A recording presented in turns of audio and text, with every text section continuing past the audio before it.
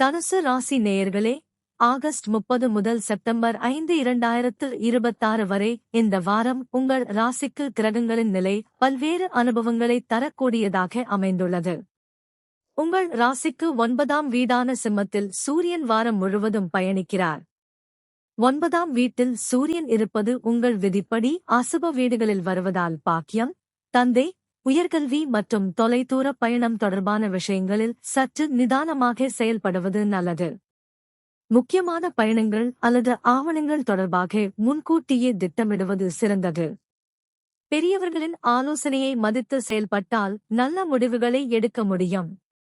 சூரியன் தனது சொந்த ராசியான சிம்மத்தில் இருப்பதால் தன்னம்பிக்கை அதிகமாக இருக்கும். அந்த ஆற்றலை சரியான முயற்சியில் பயன்படுத்துவது உங்களுக்கு சாதகமாக அமையும். இதே 9ஆம் வீட்டில் கேதுவும் பயணிப்பதால் ஆன்மீகம், தத்துவம் மற்றும் வாழ்க்கையின் ஆழமான விஷயங்கள் குறித்து சிந்திக்கும் ஆர்வம் அதிகரிக்கலாம். சில நேரங்களில் ஏற்கனவே நம்பியிருந்த ஒரு விஷயத்தை பற்றி மறுபரிசீலனை செய்யும் நிலையும் உருவாகலாம். முக்கிய முடிவுகளை அவசரமாக எடுக்காமல் அனுபவம் வாய்ந்தவர்களின் ஆலோசனையையும் கருத்தில் கொள்வது நல்லது. செப்டம்பர் 2 வரை புதன் உங்கள் ராசிக்கு 9ஆம் வீட்டிலேயே இருப்பதால் கல்வி, பயணம் மற்றும் தகவல் தொடர்பு தொடர்பான விஷயங்களில் கூடுதல் கவனம் தேவை. உங்கள் விதிப்படி 9ஆம் வீட்டில் புதன் சுப பலனை வழங்காததால் முக்கியமான தகவல்கள் அல்லது ஆவணங்களை சரிபார்த்து செயல்படுவது நல்லது. செப்டம்பர் 3 முதல் புதன் உங்கள் ராசிக்கு 10ஆம் வீடான கன்னிக்கு மாறுகிறார். 10ஆம் வீட்டில் புதன் இருப்பது உங்கள் விதிப்படி சுப பலனை வழங்கும் அமைப்பாகும். இதனால் தொழில், வேலை, நிர்வாகம் மற்றும் தொழில் சார்ந்த தகவல் தொடர்புகளில் நல்ல முன்னேற்றம் ஏற்படலாம். உங்கள் அறிவையும் திட்டமிடும் திறனையும் பயன்படுத்தி முக்கியமான பொறுப்புகளை சிறப்பாக கையாள முடியும். வேலை தேடுபவர்களுக்கு புதிய வாய்ப்புகள் கிடைக்கக்கூடும். உங்கள் ராசிக்கு 7ஆம் வீடான மிதுனத்தில் செவ்வாய் வாரம் முழுவதும் பயணிக்கிறார். 7ஆம் வீட்டில் செவ்வாய் இருப்பது உங்கள் விதிப்படி அசுப நிலையாகும். எனவே வாழ்க்கை துணை, கூட்டுத் தொழில், வாடிக்கையாளர்கள் மற்றும் முக்கியமான உறவுகளில் நிதானமாக செயல்படுவது நல்லது.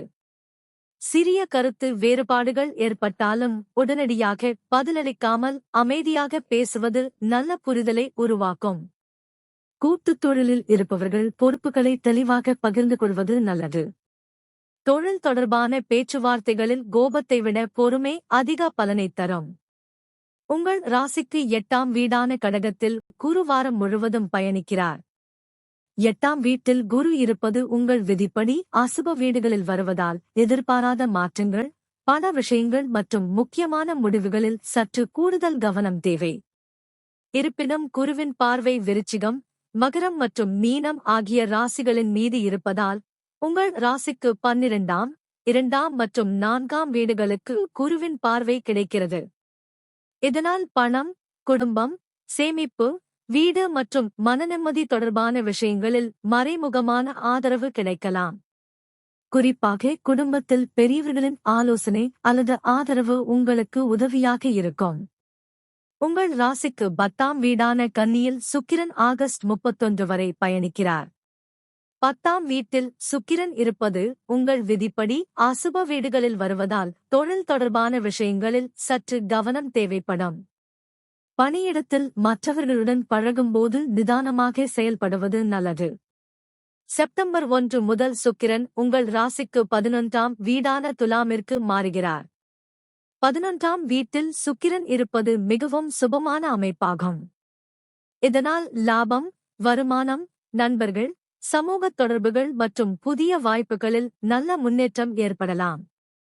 நீண்ட நாட்களாக எதிர்பார்த்த பணவரவு கிடைக்கக்கூடும்.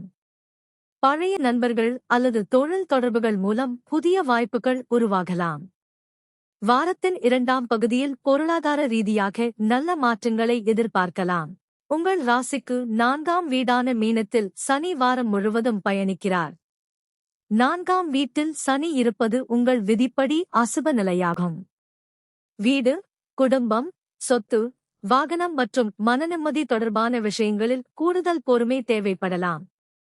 வீடு அல்லது சொத்து தொடர்பான காரியங்களில் காலதாமதம் ஏற்பட்டாலும் அவசரப்படாமல் ஆவணங்களை சரிபார்த்து செயல்படுவது நல்லது. குடும்பத்தில் அனைவருடைய கருத்தையும் மதித்து செயல்பட்டால் அமைதியான சூழலை உருவாக்க முடியும்.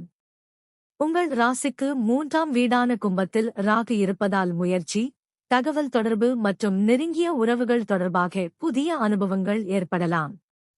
ஆனால் உங்கள் விதிப்படி 3ஆம் வீட்டில் ராகு சுப பலனை வழங்கும் அமைப்பாகும்.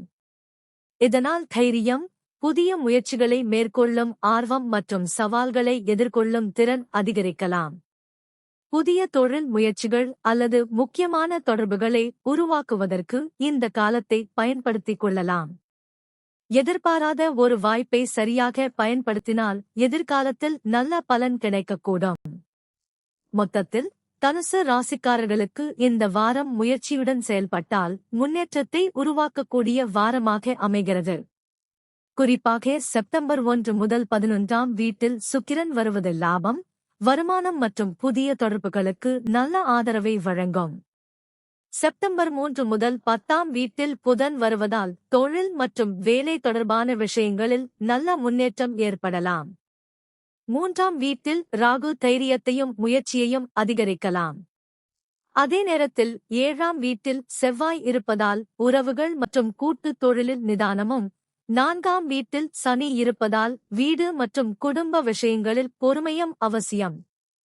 இந்த வாரத்தில் கிடைக்கும் வாய்ப்புகளை சரியாக பயன்படுத்தி முக்கிய முடிவுகளை நிதானமாக எடுத்தால் நல்ல முன்னேற்றத்தை உருவாக்க முடியும்.